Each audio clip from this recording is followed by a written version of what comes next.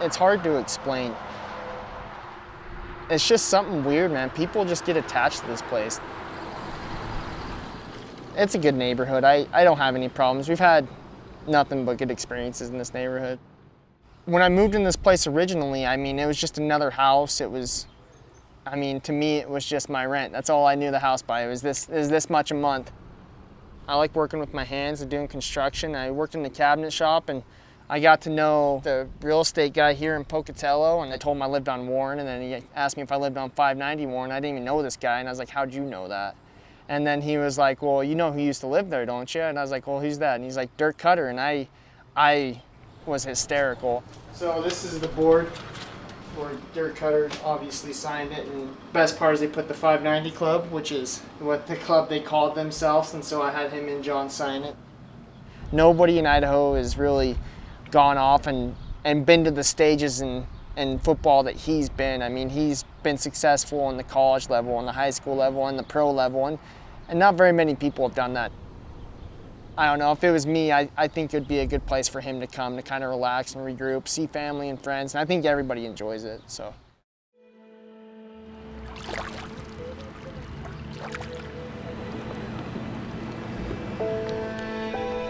It's emotional on a day like this. It's one of the happiest days of my life, but also one of the most humbling. Long time in the making. And I got to thank my parents, Jim and Barb, Pocatello, Idaho. If you only knew the things that they instilled in me along the way. It's an amazing journey, it really is.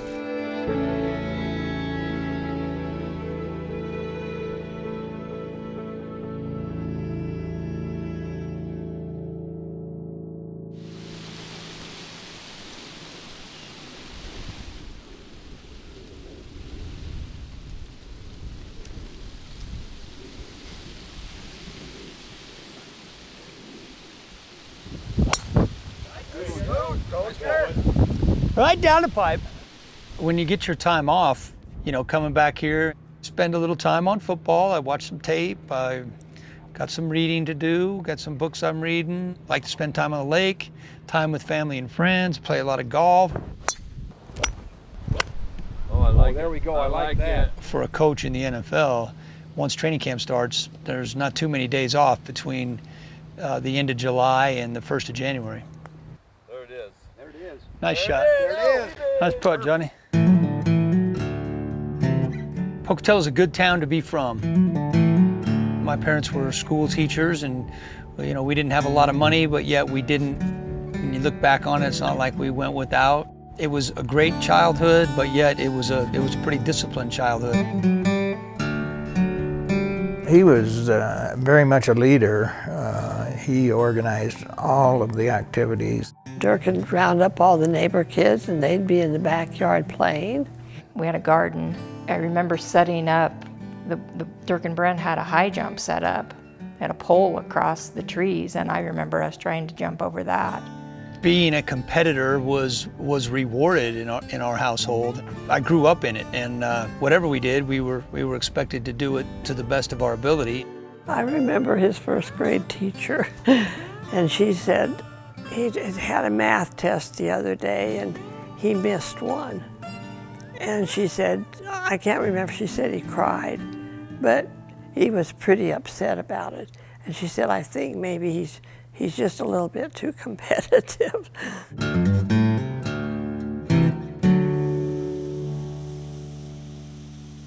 If you say Highland High School in the state of Idaho, Highland High School is well known for its excellence in football. Dirk was about 6 or 7 years old when I was hired at Highland High School as an assistant football coach by his dad, Jim. I knew I was going to be a coach probably from the time I was in the 3rd grade because I wanted to be like my dad. I think these are plays he drew when he was about in the 2nd grade or something like that. I had 1,000 coaching books and he saw it all the time, you know. Jim would watch film on a 16mm projector, and Dirk was around and he watched it. The kids didn't go to the flicks on At the theater, they saw the flicks off the kitchen table on the kitchen wall. I was 18-4 my junior and senior year. We lost all 4 games to the same team. We lost the state championship to them both years. He was a good player, very smart and knew what to do. Pocatello's not exactly the hot spot of recruiting, and I really sort of had it in the back of my head that I was going to play basketball in college. He would go out in the winter. He would have his headband on his ears and dressed up warm, and he would go out and shoot baskets. I was sort of waiting on a basketball offer from a school that they ended up pulling out at the last minute.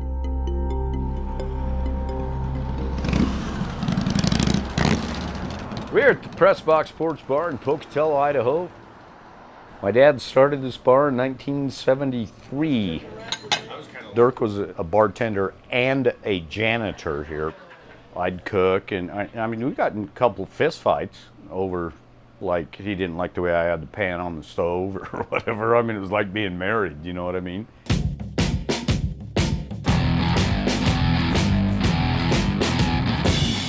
I went to Idaho State on a football scholarship, and John was my roommate. We bought a house together when we were sophomores in college. We'd have the same class, and I'd study for 2 hours, and he'd study for 20 minutes, and he'd get a 98, and I'd get a 72.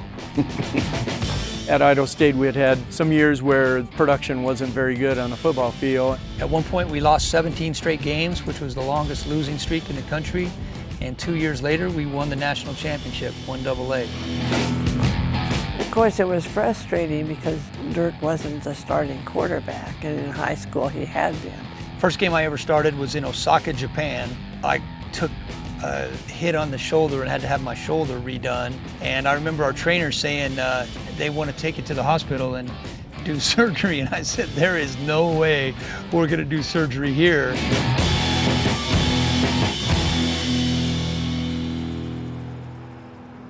And that was kind of it. When that happened, he became a coach on the sideline for the people that were taking his place and so on. And that's when you saw the coaching aspect of Dirk Koetter step up. As soon as Dirk graduated, he got a job at Highland. He won a state championship his second year as a head coach there. I was just thinking, how is he going to top this? There was never a lead-in to anything, a couple of years to establish. It was bang, right at it,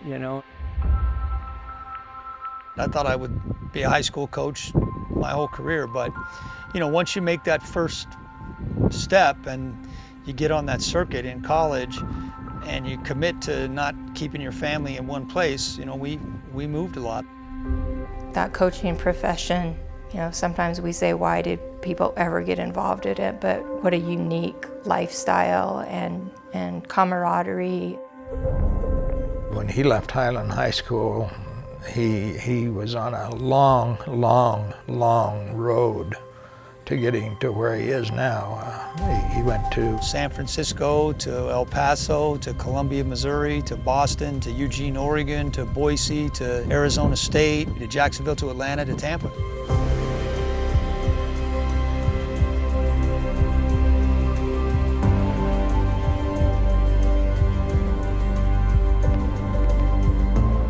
Some kids' dads teach them how to fix cars, and some kids' dads teach them how to hunt and fish. I learned how to coach from my dad. What we see is what either the media wants to project or what coach wants to project. But there's another side to Dirk Koetter. Dirk was always a leader.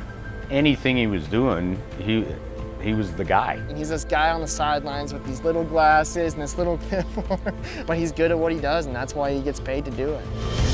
There is not another person who will work harder than Dirk. I remember telling him when Jim got released at Idaho State, and I just said, it's up to you now to do this. And he did. My parents always told me, you do what you're supposed to do and the rest works itself out. In those days, that was lining the fields, cutting the grass, washing the uniforms. I mean, I saw what that was like from the time I was tiny. I'm a football coach. I'm so fortunate to be part of it.